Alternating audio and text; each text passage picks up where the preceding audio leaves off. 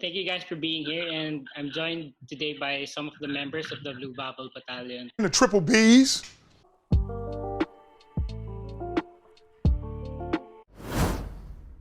The reason why I wanted to talk to you guys today is because you guys are so dedicated in supporting the teams and the school. Pero I feel like you guys don't get enough credit. Today, I want to hear from you guys naman. To start, I want to hear from you guys something simple. When did you first hear about Babble and what year did you join? I first heard about Babble when I was in first year high school. But during that time, in high school, they only accepted second year students onwards. So I tried out. Unfortunately, nung nag-try out ako, I got sick. So hindi ako natanggap. Okay, but eventually, I tried out again after a year. Yun, eventually nakuha rin nila ako kasi during our time, ang Blue Babble kasi was more of lahat ng mga makukulit, lahat ng mga mahilig magpatawa. So yun yung mga kinukuha nila. Sa akin lang na iba kasi they wanted to get someone handsome. So pinagbigyan ko sila. So eventually that paved the way for you guys to become Babble and you girls also. I heard of Babble first when I was 5 years old, back in 2002, the year before I entered prep in Ateneo grade school. First ever game ko, Ateneo Lasal. Talo tayo, but then I was seated sa Gen Ad kasama ko yung parents ko. Katabi ko lang yung Babble. Eventually, throughout my Ateneo life, I ended up watching games with family, with friends. And in January 2016, I joined Babble and I stayed until I graduated college. So I heard Babble first around grade 6 because I started cheering since grade 6. And then, before kasi, sobrang clueless ko sa UAP. Naging interesado na ako nung UAP CDC. And then, I heard Babble from that time. And then, I joining Babble first year college, 2016. I don't remember the exact time that I found out about Babble, but since yun nga, me and Elabelle, we were in cheerleading in high school. CDC, we knew about them din naman. Especially when they won third nung Michael Jackson Yeah, routine. solid Yeah, routine. 2009. Yeah, 2009. 2009. Because actually my family's more UP. So but then when they won, of course, I mean everyone knows naman kasi the ones that place sa podium. So I knew about Babble then. Nung college na lang, I started knowing more about the units na, other units and stuff. So yeah. Same. Yeah, I want to ask you guys, what do you remember from the tryouts and how does it work? So I understand there are different teams or departments within Babble. For cheering, there's different stations for the elements, diba? And then last part is yung dance routine as in impromptu yata on the spot routine. At first you go in groups, so they group you and then you go through the different stations. At the end you do it yourself, diba? You do it in front of coach lang. But then we also join like a warm up, tapos like the line drills and stuff. So yeah. Would you call the different teams ba? Gian, are you like band? Your band ba? Yeah. Band. So in Babble there are 5 units. So we have the band, the brass band, yung mga trumpets. We have battalion like sila Sir Mhel. We have the cheer dancers and lifters who are split up between the CDC team, which are sila Elabelle and Franny, and the UAP team. So the UAP team, those are all just cheer dancers who go to games. But sila Elabelle and Franny, they focus on training talaga for CDC. And we have another unit because we have 10 student managers as well. That's a lot, huh? Yeah. Wow. Yeah, per unit. Wow. Per unit there's Per unit? Two. Per unit there's two two, per right? unit. And then there's a okay. head manager also. One head manager. Yeah. I've seen videos of Babble members from before at Gonzaga shouting and screaming. So parang initiation. Were you all made to do something like this? Sir Mhel, what was it like for you guys before? During the time we had tryouts, we were made to shout it out loud. Yan. Most of the Babble members, papahiyain kanila yan. So they let you shout things, they let you do things, they let you dance, they let you sing. And that was sa cafeteria. Cafeteria ginagawa when all the people were all there. And sometimes, parang may Hell Week pa nga yata yun, pagtitripan kanila eh. Di Yeah. ba? Yung mga ganon, di ba? And eventually, siguro, I think all through the years, nag-evolve na lang siya. I remember nung high school, yung tryouts namin, pinapunta pa kami ng, huwag kayong tatawa ha, sa Marinol. You know that school? Marinol? We went to that school, Marinol. Yun, pinasigaw kami doon. Tapos, pinabalik kami ng school. Ayan. So, ganun din. All they did was crack jokes. Minsan, yung mga joke na nakakatawa, hindi nakakatawa, pagtitripan ka. So ganun yung mga tryouts nung araw. What about the cheerleaders? What are you guys made to? Well, nung batch namin, we still kind of got medyo similar na parang napahiya talaga but it depends naman on the person making you do it. Pero ako, I had to shout then in JSEC. We had to do a cheer. I had to do stuff on sec walk. Had to disturb, like I had to hold someone's hand that I didn't know him. Yeah, but then there are some then when we were seniors na, since there were a lot of issues About outside that. of our school, like the hazing and stuff. So pinagbawalan na din yung mga ganun. Well, mine, yung pinakakahiya kasi I was wearing sleeveless. And that time, I was on the way to waxing salon na. And then, I need to hold someone's laptop. Tapos nakalagay doon, check out my underarm. Tapos Oh my my hair, God.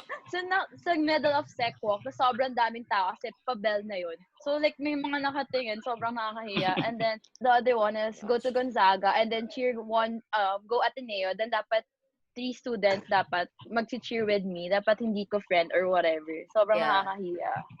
And then others naman, productive rin. Like, get to know the other people from other units. Yeah, when you like talk to the other units. Yeah, go to Ate Alma. So, yun.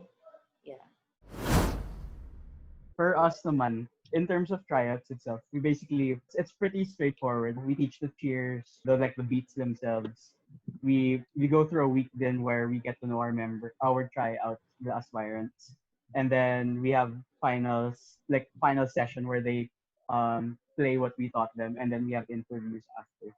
But at the same time, sa amin bawal talaga magutos. As in, it's an internal rule within the team na bawal. Kasi para sa amin, like, yung mga ganun, we keep it internal. Like, sa amin yung kalokohan. At the same time, kasi parang the way we conduct our tryouts, it's more parang, because for the band, it's especially important to have chemistry. Kasi parang we don't play alone. We always play together. So we try to get to know the aspirants as well as like how well they play. It's important, like they gel well with us as people too. I would like to ask lang Gian, how many bass drums do you have and snare drums during games?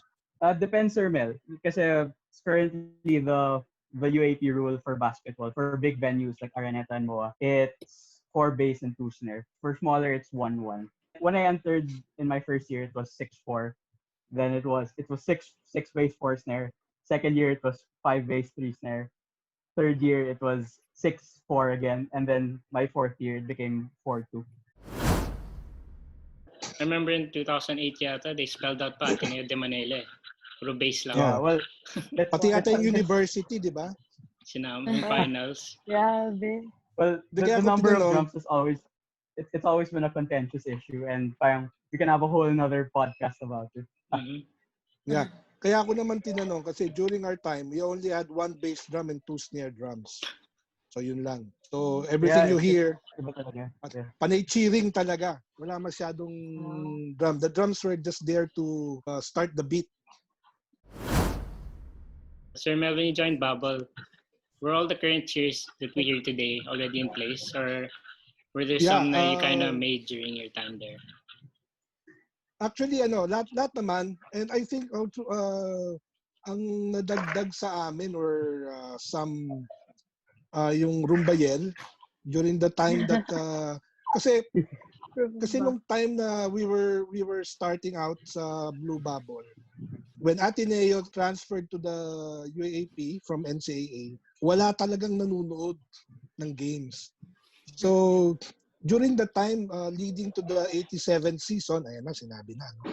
During the 1987 season, most of the people who were there were siguro 50 or 60% came from Ateneo High School that witnessed the Ateneo team win championships. So the crowd were mostly from Ateneo High School. And then, ayun na, nadadagdagan na ng student who did not study in Ateneo High School, magaling Xavier, magaling ganyan, who were fans of the Blue Eagles. So yun yung mga tinuturuan namin ng cheers. During PE classes, pinapapasok kami to teach the cheers. Kasi dati, wala talagang alam yung mga ibang galing schools. Unlike now, siguro kayo, siguro yung mga kahit hindi Atenista, alam yung mga cheers ng Ateneo. But back then, we had to teach the cheers to the students ng Ateneo. And eventually, nung towards the latter part, when Ateneo went on to win siguro mga 7 or 8 straight games, dumami na yung mga nanonood. And dumami na rin yung mga nag-cheer. Kasi iba doon, nanonood lang eh. So talagang kami, while we were cheering, yung ibang tao pinapababa pa kami ng court, and most of the games then were at the Rizal Memorial Coliseum. So napakainit ng Rizal. Actually doon ako nag-start mangitim eh. Maputi naman ako nung araw eh. Because of the humidity, it stuck to me. Kaya I don't know kung bakit nagkaganon. Ano? So yung ibang cheers ba, like, do they actually mean anything? Like yung mga halikinu, like, do you guys know if there's a meaning behind that? Or There's none. We asked also. wala? Kasi, yeah, nung first year, kasi yun, we were cheering in high school too, me and Elabelle. So, we make our own cheers din nun. Pero they're like, as in may meaning, I mean, hindi naman may meaning, pero actual words siya-ish, ganun. Pero when you went to Ateneo, tapos we learned the cheers, you were like, wait, what does this mean? Ganun. Tapos they said, honestly, it's nothing. It's just, yeah, diba? Parang they said it's just, yeah, it's just babbling lang talaga. Actually, yung mga cheers na inimbento namin were the cheers for the other schools. Siguro wag na natin pag-usapan. Some other podcast na lang or some other na lang natin pag-usapan. Tuturo ko sa inyo with actions. And yung mga ibang ginagawa namin were like for example, we had a Christmas cheer. Oh, wow. For example, I want to hear. Christmas cheer. The Christmas cheer was Halikino, Halikino, Halikinura. Halikaibigan, oh Halikinura. Halikino, Kinikina, Halikinura. That's the Halikinura. So yun ang aming Christmas cheer. Galing. Napaka-old school eh, no? May Binmat Nora pa eh, no? We also had, as I mentioned, there are times na hindi puno yung Rizal Coliseum. So, ang ginawa ng head namin noon, gumawa kami ng kung tawagin namin ay the Blue Hecklers. So, kuminsan nag-cheer sila, but madalas nag-heckle sila sa kalaban. And sometimes, there is also, although besides the halftime show, meron din show sa bleachers. So, kuminsan nagagawa kami. May isang cheerleader, tapos mga 5 kami, we do the silent cheer.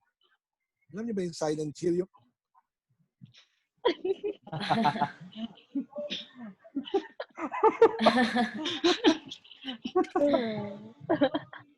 Tapos biglang sisigaw lahat, yay!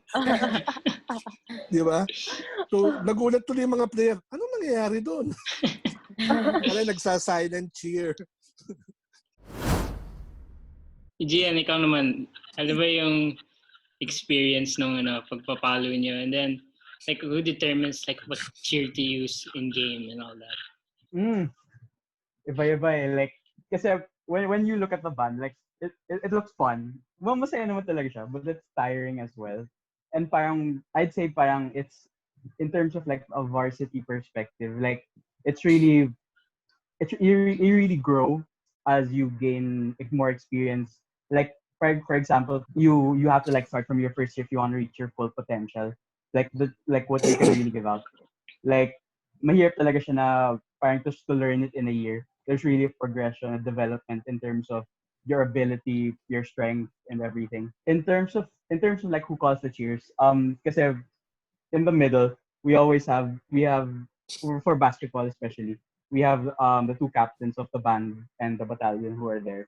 Usually in the 4 years that I was there, it's been the captain of the band who's been directing or orchestrating the cheer. So parang the captain of the band, he's the one who relays to the rest of the band. And yung katabi niya, yung captain ng battalion, he's gonna relay yung sa members, sa cheer dancers and sa members ng battalion na nasa aisles. So parang it's a really a system working together.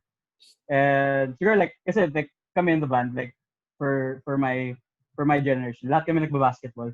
We're really sporty people. I grew up playing football. So parang sanay kami sa like the momentums of games, like the swings and mood and everything. So parang we use it to our advantage over other bands as well, siguro. Na parang we don't just do that, we're multifaceted, but we all ended up in the band together. Over the games, kasi like, kapag for like, let's say we have a 4 p.m. basketball game in Araneta, usually like in the past, may women's game yun sa umaga ng 10 a.m. So usually may call time kami na sabihin natin 6 a.m. sa Blue Eagle Gym. We'll be at Araneta by 8:30. So yun, aga-aga, antok ka pa. So before the game, matutulog muna ako. And then, so mag-women's game. After the game, like, we'll have lunch. Tapos may 2 p.m. basketball game muna ng ibang school. But I'm just gonna sleep dyan sa bleachers. As in, sanayan lang na matulog na sobrang ingay. Hey guys, that was part 1 of the video. Stay tuned for the next part where they talk about their personal experiences, like the cheer dance, the games, and all that. So, don't forget to like, comment, share, and subscribe. Thanks guys, see you in the next one. Sniffing your papers! Why you did that? Why you did that? Can you follow me back on Instagram? Yeah, I don't run it. Huh? I don't run it. You don't?